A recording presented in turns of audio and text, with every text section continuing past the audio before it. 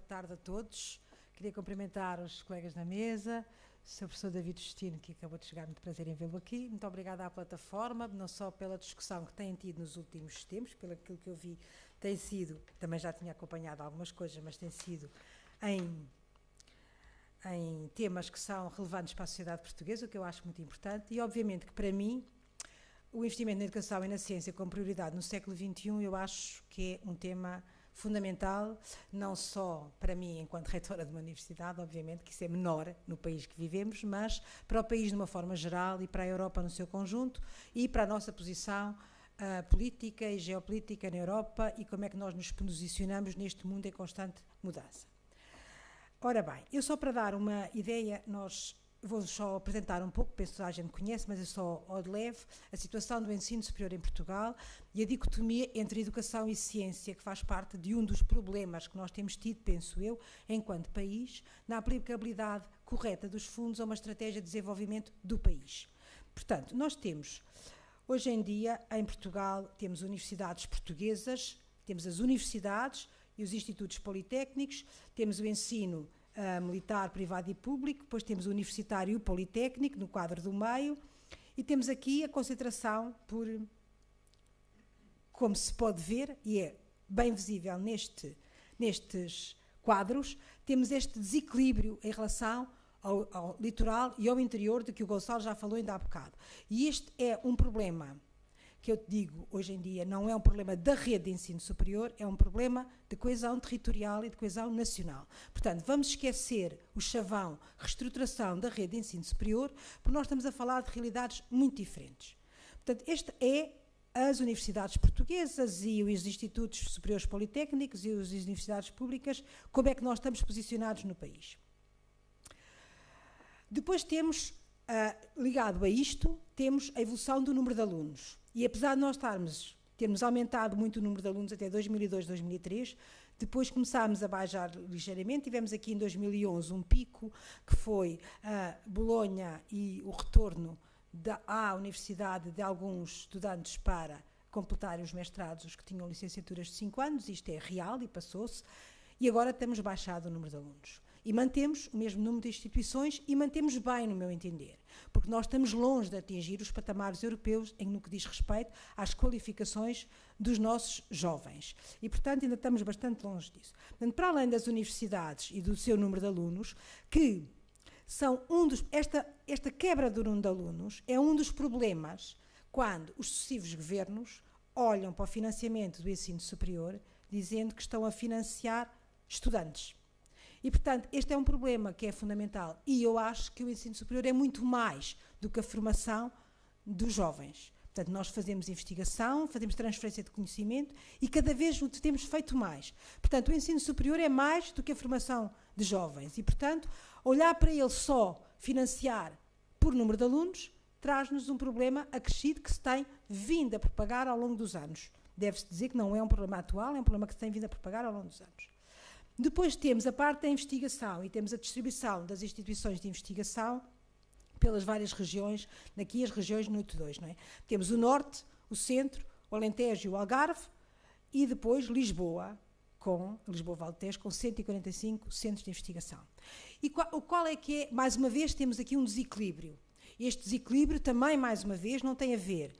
Eu posso vos dizer que eu acho que há, obviamente, centros e instituições de ensino superior de grande qualidade no litoral e também há centros e instituições de ensino superior de grande qualidade no interior. Agora, claro que o financiamento é limitativo e, portanto, o crescimento destas instituições está muito associado ao financiamento também. Depois, temos, obviamente, que aqui concentração, mais uma vez, no litoral e tudo isto, mais uma vez, eu considero que é um problema de coesão nacional, é um problema de sustentabilidade das zonas de baixa densidade e, portanto, não é um problema da rede de centros, não é um problema da rede de instituições de ensino superior. Por isso, eu acho que o chavão reestruturação da rede de ensino superior está mal aplicado. E vamos esquecer isto de uma vez por todas, porque nenhum governo até hoje, nem o atual, tem feito tem-se preocupado com a restauração do ensino superior, mas isto não é um problema do ensino superior, isto é um problema do país. E é um problema político, porque se me disserem que basta o litoral, eventualmente basta o litoral em número, Não basta o litoral para a coesão nacional, nem basta o litoral se nós quisermos desperdiçar uma parte do país. E, portanto, o problema que se coloca é este. No meu entender, é este o problema que se coloca. Depois, também a ciência em Portugal tem tido um desenvolvimento enorme. Como vê, o número de publicações tem o número de publicações por área científica em baixo, mas tem o global do número de publicações. Isto é generalizado. Portanto, a Fundação para a Ciência e Tecnologia fez sair recentemente um estudo sobre o impacto do número de publicações e a produção científica em Portugal. Isto é generalizado na maior parte das instituições, obviamente que adaptado ao seu tamanho, como é evidente. Agora, apesar do aumento considerável da investigação e do aumento do grande número de instituições que toda a gente diz que são demais, e não acho que sejam demais, Portugal está longe dos objetivos da Europa 2020 para a educação e somos ainda um país com uma inovação média. Portanto, alguma coisa aqui tem que ser feita. Quais são os objetivos na Europa 2020, ou qual é, para mim, a grande importância da estratégia da Europa 2020, que se propaga pelo Portugal 2020, Alentejo 2020, Norte 2020, etc., todos os 2020. Uma das grandes coisas é pôr a ciência ao serviço do crescimento sustentável. E nós, como país, precisamos disso imenso. E porquê é que a Europa resolveu pôr este enfoque nisto? Aliás, o programa Europa 2020 tem um aumento enorme do orçamento para a educação e um aumento enorme do orçamento para a ciência. E porquê? Porque nós estávamos a ver uma fuga muito grande. Aquilo que em Portugal agora se fala da fuga, da imigração dos jovens, etc., também se estava a observar na Europa para os Estados Unidos, porque nós temos uma menor capacitação para pôr o conhecimento ao serviço da sociedade, desta forma transferir o conhecimento para a sociedade de modo a produzir riqueza é essa que é sustentável. E este é o enfoque, para mim, mais importante da Europa 2020 e que depois há de estar na nossa estratégia portuguesa e na estratégia das várias regiões. Agora, um facto é claro, a educação superior tradicionalmente não é encarada como um ator fundamental para acelerar e liderar o desenvolvimento. Basta dizer que a sociedade, de uma forma geral, olha para as universidades e diz: se têm falta de alunos, o que é que os docentes estão lá a fazer? Esta é uma crítica comum. Sempre que se diz que há instituições com menos alunos nos cursos, etc., a pergunta é: então o que é que estão lá todos a fazer? E estão lá a fazer investigação, e fazem muita investigação, e estão lá a fazer cada vez mais prestação de serviços. Se me dizem: estão a fazer isto tudo corretamente? Não sei, estamos todos a aprender, porque há uma mudança no paradigma da maneira como as universidades, as instituições de ensino superior, de uma forma geral, encaram o seu papel na sociedade, que é mais moderno hoje em dia do que era anteriormente. Portanto, mas, claramente, as instituições são centrais em qualquer esforço, e peço desculpa por alguns erros de português que eu só reparei agora, mas isto foi com a pressa de fazer o coisa. Portanto, aqui não é esforço, é esforço sustentável para acelerar o desenvolvimento social e económico. No mundo para lá de 2015 serão as coisas encaradas de uma forma diferente. As instituições estão conscientes desta necessidade de mudança. E a resposta é, indiscutivelmente, estão conscientes. Se é profundamente injusto olhar para as instituições de ensino superior, olhar para as universidades, para os institutos politécnicos, eu falo mais da realidade das universidades, e pensar que estamos exatamente na mesma. Há um esforço de adaptação muito grande, há um esforço de mudança muito grande, há uma muito maior ligação à sociedade, há uma muito maior conhecimento da necessidade de fazer uma transferência de conhecimento, e reparem que isto é uma mudança muito grande. No vocabulário, falava-se sempre de transferência de tecnologia, como se fosse só a tecnologia que faz acelerar o crescimento, e não é. É transferência de conhecimento. Eu, pessoalmente, acho que não há crescimento sem educação. E a educação é fundamental a todos os níveis. E, se me perguntarem se o país os jovens têm emigrado tanto e se isso é um problema, eu acho que é um grave problema para o país, porque só diz que não temos ainda emprego suficiente no país, mas para os jovens não é problema estarem-se a formar. E para o país, nós vamos ter que continuar a fazer este esforço até que o país mude radicalmente e nós consigamos o nível de emprego qualificado que os nossos jovens merecem e que o país precisa para crescer realmente. Agora, nada disto se faz da noite para o dia e nós estávamos nitidamente com atraso, quer na formação superior, quer na investigação. Portanto, espera-se, e bem, das universidades, que assumam um papel cada vez mais importante no que respeita às preocupações sociais, e, no entanto, a sociedade e, por vezes, os governos ainda encaram as universidades como instituições fechadas, cheias com elites, desligadas dos problemas reais do dia-a-dia das sociedades em que se inserem. E nada disto hoje é verdade. Pode não ser totalmente fácil. Agora, eu tenho dito que, se é difícil a um académico, a um cientista, ou a um investigador falar, muitas vezes fala, com a indústria, com os atores que estão no terreno, a linguagem de ambos é diferente. Portanto, o erro não está só de um lado, está dos dois. Temos que ter um diálogo diferente, temos que aprender a fazê-lo e estamos aprendendo. O exemplo do Gonçalo é um exemplo real. E depois, isto aqui assim, se diz que as universidades é o triângulo ensino, investigação, transferência de conhecimento, eu digo-vos que para isto tudo funcionar era preciso que houvesse um diálogo num triângulo também que é a academia, a academia e que estão os investigadores e os docentes, etc., a sociedade, as empresas, as indústrias, etc., e os políticos. Porque todos nós temos diálogos diferentes. E, portanto, tudo isto tem que ser coordenado para que o país, de uma forma geral, consiga retirar o máximo do conhecimento que é gerado nas universidades portuguesas, e que é muito, e que tem que ser posto ao serviço da sociedade. E, mais, ainda outro dia eu estava a falar disto na Academia das Ciências, e nada disto quer dizer que não estejamos preocupados com a investigação fundamental. Estamos preocupados com a investigação fundamental e temos que depois transferir para a investigação aplicada e temos que pôr isto ao conhecimento, ao serviço do país e da sociedade, porque só assim nós conseguiremos crescer. Portanto, as universidades no mundo, e Portugal não é uma exceção, estão mais envolvidas na sociedade, estão atentas à necessidade de transferir conhecimento e estão mais abertas a interagir com os diferentes stakeholders. Isto como? Temos estabelecendo parcerias com diferentes organizações, de modo a garantir que atinja e serve os diferentes stakeholders de uma forma correta e produtiva, assegurando que a transferência de conhecimento, e não só a transferência de tecnologia, é conseguida, contribuindo para o aumento da competitividade.